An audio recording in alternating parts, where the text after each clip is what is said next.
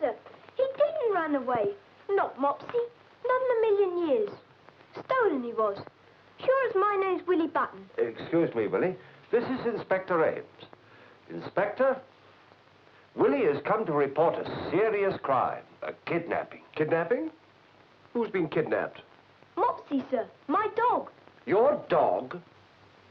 Is this some sort of a joke? It's no joke to Willie. Sit down over here and you tell me all about it. Well, it was like this. Mopsy and I were going to the house when a man drives up in a posh car. He pats Mopsy and asks lots of questions. Did I want to sell her, he says. No. Offered me 100 quid, but I turned it down. He says he knew Mopsy's bloodline and asked to see her papers. I goes into the house to get them. And when I came out, the bloke was gone, and so was Mopsy. Do you happen to remember what this man looked like? He wasn't very old, and he had bushy hair. Bushy hair? May I remind you, Colonel March, that we are still getting precisely nowhere over Sir Nigel's diamond. Do you think that we ought to waste our time over a mongrel pup? He isn't a mongrel pup, Governor. Not by a sight. A real thoroughbred. By the Duke de Ville, out of Marquesa. Like one of them dogs in the posh dog shows. How did you happen to get a dog like that? From an old lady. A refugee of some sort of another. Mopsy was just about all she had. She had to sell the other one. I ran errands and things for her. She asked me to look after Mopsy when she died. That's all very interesting, young man, but Scotland Yard has other business to attend to, such as finding the stolen diamond worth, well, heaven knows what. Now, just a minute, Inspector. One thing at a time. Let's take care of the dog first. If you'll pardon me, Colonel, I've had quite enough of that dog. You wouldn't say that if you really knew her, Governor. She could roll over, play dead and speak for her supper. I don't care if she could play the piano. She's nothing but a dog. Now, Colonel March, where is your sense of proportion? This stolen diamond of Sir Nigel's, why, it's as rare as a new star in the firmament. What? You'll have to forgive me, Ames, but you see, I can understand the theft of a valuable stone, but the theft of a small boy's dog, well, that's a very different matter.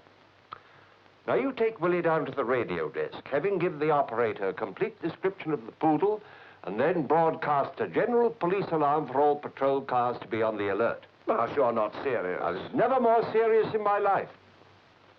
Willie has served us faithfully for years. Not once has he failed to deliver our evening newspaper, rain or shine. Devotion like that deserves a good turn, doesn't it, Willie? Thank you, Colonel March, sir. I won't forget this, and nor will Mopsy. And nor will I. Well, come along, and let's get over with. Thank you.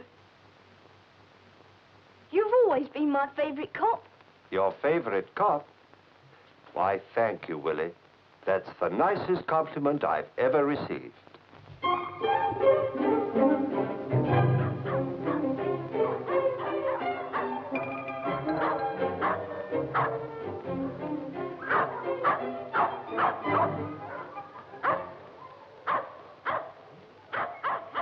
That, my dear, is a poodle. Other dogs may have the name, but that is a poodle. Notice the soundness in front and behind. Soundness to me is the mark of a good poodle. Oh, I agree, Sir Nigel. But to get back to making him my poodle... I'm very sorry, Mrs. Brewster. I'm afraid not. I was very lucky to get her myself. Had to pay the devil's own price for her from a refugee here. She didn't want to part from her either. No, I'm afraid I can't let her go. Even if I paid the devil's own price? Not even for that. Oh. Oh, no, please, if you don't mind, don't touch her. It makes show dogs very nervous to be handled by strangers. Oh. All right, sir. Sir Nigel? Ah, there you are. Good morning.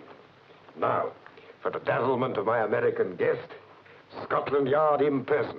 Mrs. Brewster, Colonel Ames. Inspector Ames, Sir Nigel. How do you do? Quite a collection of dog flesh you've got here. Are you a fancier, Inspector? Oh, well, yes, in a way. Fancy. What's your breed? Police dogs? I have a feeling, Sir Nigel, that Inspector Ames is more interested in your diamond than in dogs. Oh, very likely he is. Have you any theory to go on, Inspector? Do you think I could have a word with you alone, Sir Nigel, if Mrs. Brewster will excuse us? Oh, certainly. Heather, take Mrs. Brewster and show her the puppies. When did you last see the stone? When I put it in my wall safe last autumn. That was just shortly after I got back from my South African mines. And how did you discover that the diamond was missing? I went to the safe and it was gone. That's Alone? all. Oh, yes. No guests with you? What do you mean?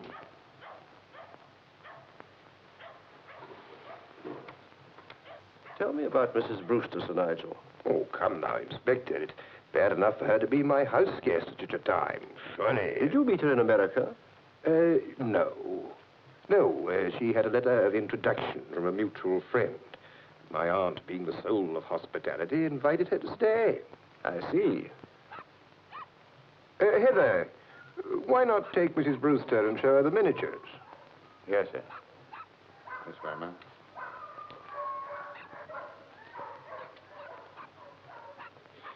Now then, where were we?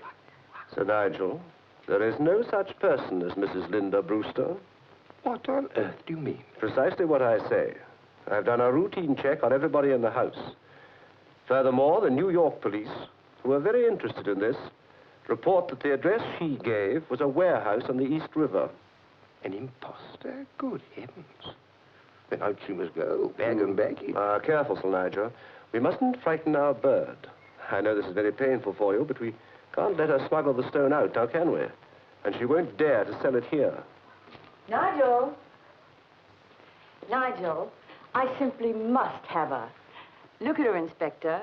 Dubarry by Duke de V out of Marquesa. Isn't she impressive? Oh, yes, most impressive. Well, if you'll excuse me, Sir Nigel, I'll see you later. Good morning. Morning, Inspector. Give me research, please. This is Colonel March speaking. I want a complete file of the Johannesburg papers for the past year. Yes, of course, Johannesburg, South Africa. Where else do they have one? Oh? Oh. Send her up and put me back onto research. This is Colonel March again. I want a copy of the latest register for pedigreed poodles. That's right, pedigreed poodles.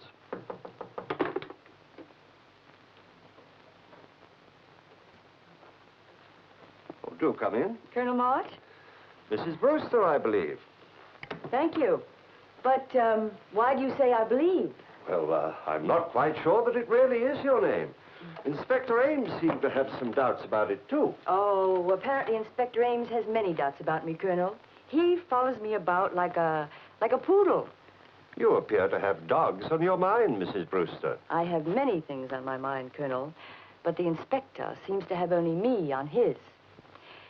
He has a theory that I've stolen the lost diamond of my host, Sir Nigel. Have you a better theory, Mrs. Brewster? At least a more novel one. As far as I've been able to find out, there's only one man in the world who knows the combination to the safe where the diamond was kept. And who is that?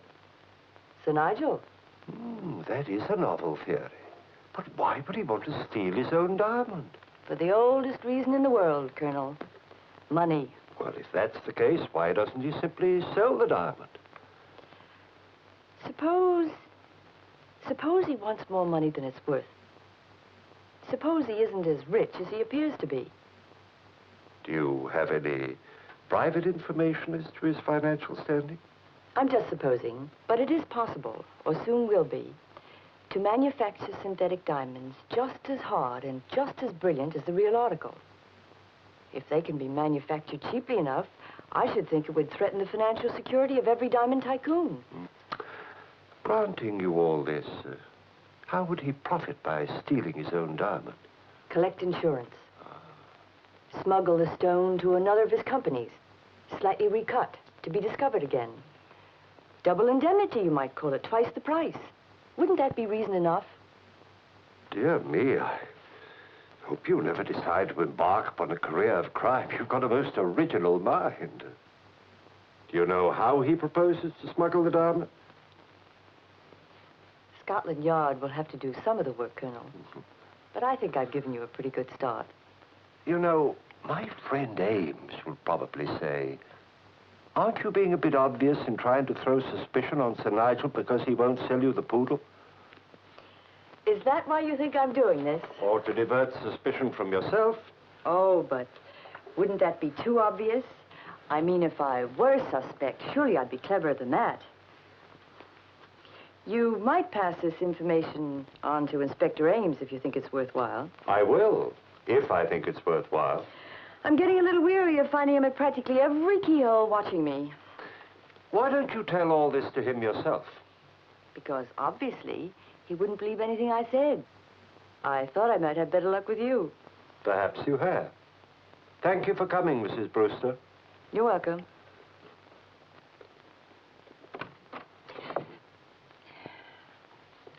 You see?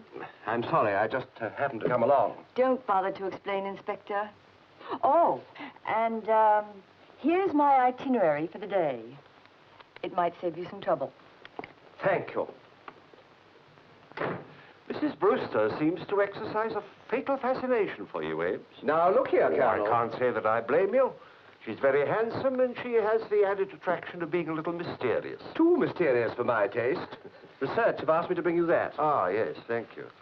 Bloodline of registered poodles, yes. Oh, no, Colonel, not that dog again. Uh-huh, here it is. By Duke de Ville out of Marquesa. Willie was right. All right. He owns a pedigree poodle. What's the difference? Now, wait a minute. What did Sir Nigel say the name of his poodle was? Oh, do bury something out of something, by, with, to, or from something. By Duke de Ville out of Marquesa. You know what that means, Ames? Sir Nigel's DuBarry and Willie's Mopsy are sisters.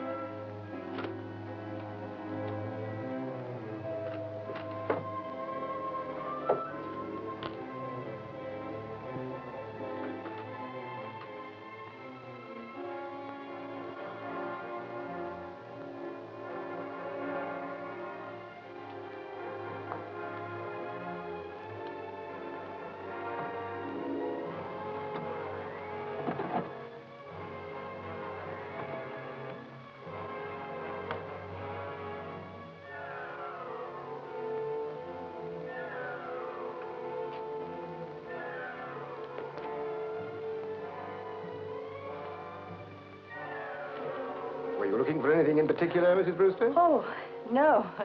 You have a most interesting collection, Sir Nigel. Yes, particularly that portfolio of the French patriots. My oldest. You must have had a remarkably broad education to be interested in such things. You read French? Yes, quite well, for an American. And well enough to learn something I never knew before. Ah, refreshing modesty. That was quite an ingenious device the French patriots used in their smuggling. Stupid of me to have forgotten it. They smuggled Republican tracts into Paris in their beards under the nose of the French police. Curious that that should interest you. You don't look the revolutionary type. I'm not. I'm just a dog lover. And a great admirer of Scotland Yard. Inspector Ames? Good afternoon. I've just been having another look over the house, you know. Oh, any new developments? Well, as a matter of fact... I think it's my packed luggage that's worrying the inspector, Sir Nigel. Are you leaving, Mrs. Brewster? Yes, I'm sailing tomorrow. A completely frustrated dog fancier. Or were you worried that I wasn't leaving quite empty-handed? As a matter of fact... That's why you're here. Would, these be of any interest to you? one of them was locked. My jewel case. Thank you.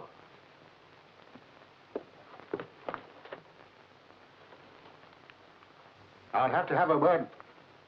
Oh, I'm sorry, madam. I didn't know. I'll speak to you later. Don't go, Heather.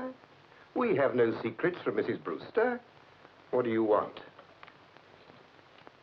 It's Mr. Marlborough, sir. Across the heath. They're running the district eliminations for Poodles tonight. Yes, go on. Well, it's like this.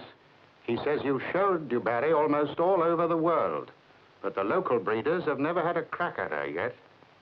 Absolutely no. Much too dangerous. Dubarry's been off form for days. Tell him that's why I haven't entered her. Nonsense. Heather let me walk around the enclosure just an hour ago, and she's as full of bounce as a new colt. Do enter her, Nigel. The gentleman was very insistent, sir. He saw Dubarry working out. I'd show her if I were you, sir. If you think it's right. Quite, sir. I'll see that it is.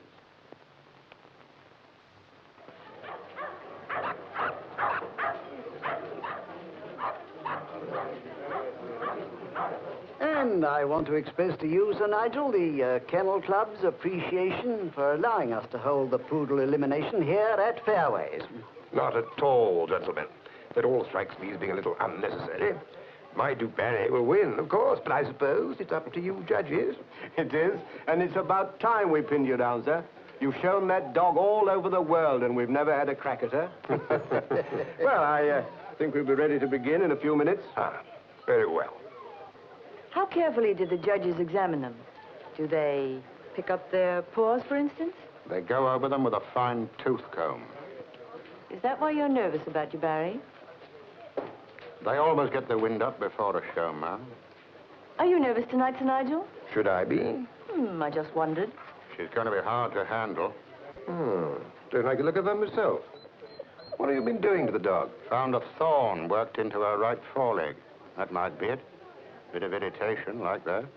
Let me have a look. Come here, Barry. Let me have a look. She's all right. Perfectly smooth. Well, come along, my dear. Let's get our chairs. They're just going to begin. All right. Marquis de Save by Talleyrand out of Pompadour. Miniature class. Dubarry by Duc de Ville out of Marquesa. Standard class.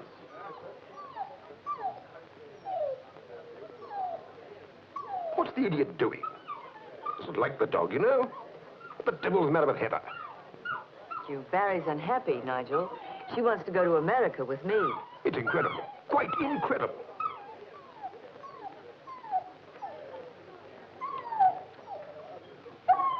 The judges seem to have finished with her.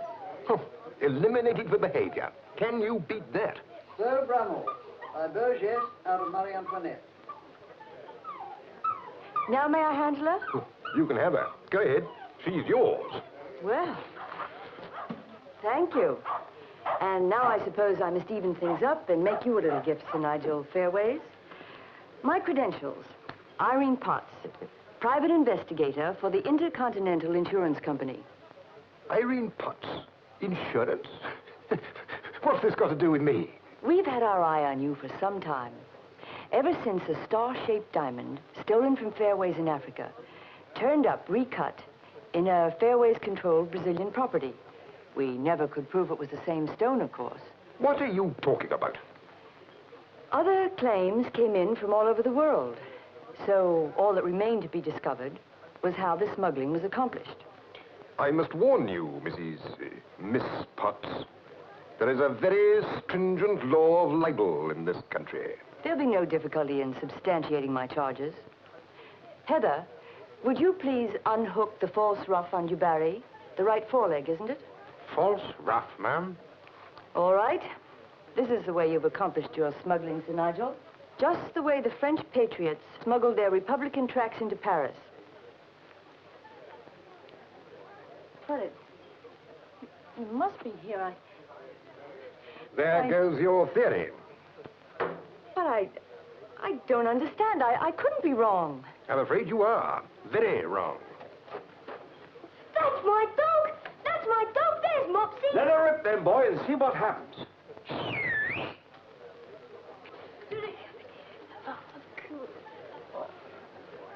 That wasn't your dog. You switched them. I didn't switch them, but I think I know who did. Just as I thought. They switched Mopsy for her twin sister. Bravo for Mrs. Brewster. Would you mind taking this disturbance elsewhere, sir? We're right in the middle. I'm so sorry. We're from Scotland Yard. We'd like to see Sir Nigel. Hello. Now, where did he go to? Oh, I saw him a moment ago. He was running towards the back of the kennels. Back of the kennels, eh?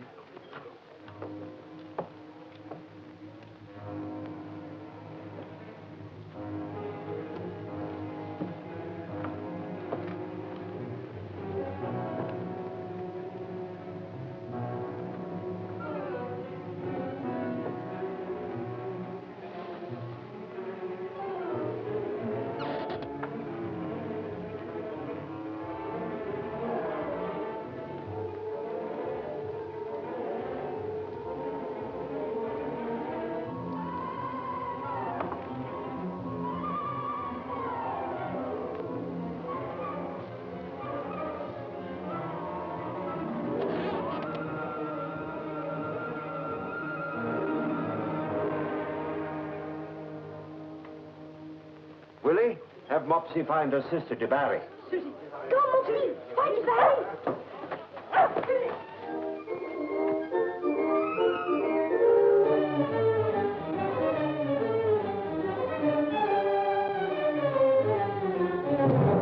Keep quiet. Don't make a noise with that gun. I've got one, too, with a silencer, which I shan't hesitate to use if necessary. Pity you're so clever. I thought I was going to like you. Get in there.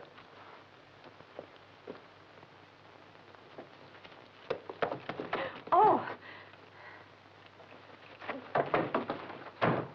The rat leading the sinking ship, eh?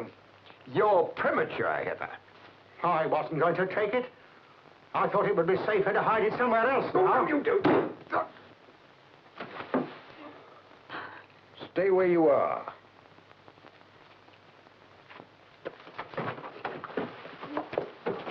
I had to do that. I needed Heather to be responsible for what's going to happen to you.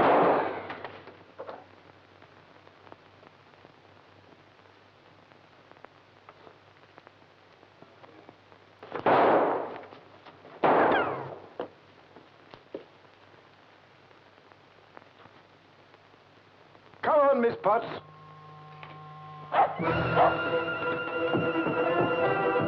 This way.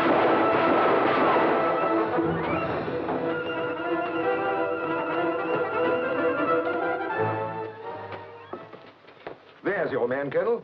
He was going to smuggle my diamond. Where is Mrs. Brewster? He shot at her. Unfortunately, I was too late to save her. I'll say it's too late. Let me out of here. Oh, never mind. Oh, you're quite a cowboy for an Englishman, Sir Nigel. My poor nylons. Colonel March, he shot Heather in cold blood. That's not true.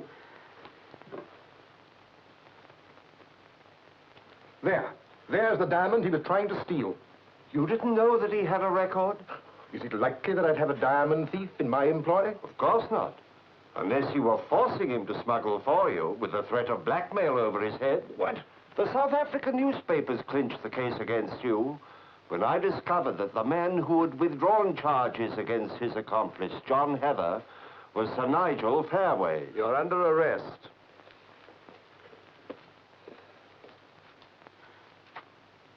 Isn't it beautiful? Well done, Mrs. Brewster. Miss Potts, private investigator. Well, Miss Potts, the very least that I can do is to buy you a new pair of diamonds.